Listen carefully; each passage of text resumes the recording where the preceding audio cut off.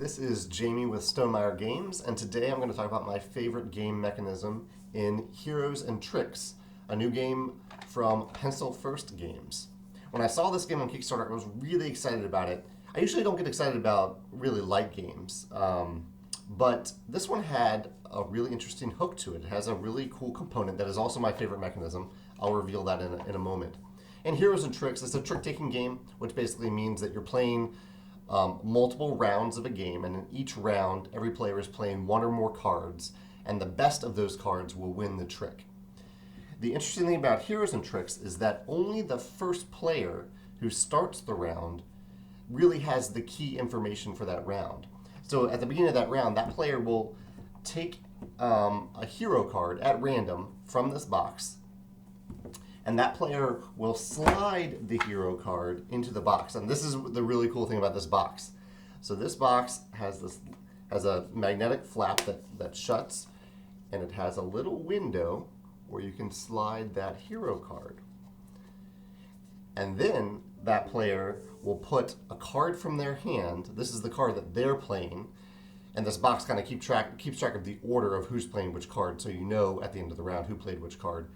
That player who knows what this hero card is, the hero card that determines the winner of the trick, and then they get to put one of their cards from their hand inside the box here. They can also put a special card, I believe an item card, behind this card that can kind of manipulate the circumstances for this particular trick. But the standard thing to do is just put a play card there.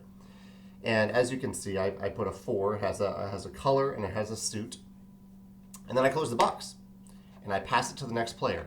And that player does not know what the hero is. All they know is what this card is, which could be completely misleading to them. I may have played a card that matches the suit and the color, or I may have played a card that matches neither, and maybe I'm just going for the high number in this trick. They don't know, so they have very limited information.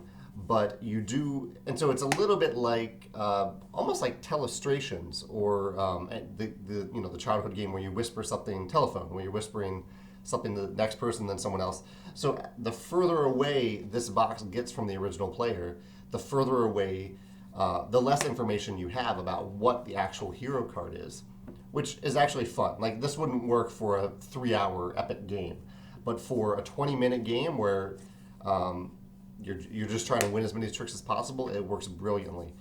I just love this mechanism. I love this mechanism of limited information, and I like that there's a component built specifically for it to help you limit that information from player to player. Yeah, it's really just a brilliant component and mechanism tied together. So I wanted to hear your thoughts. If you played this game, it's brand new, so I don't know if any people have played it yet.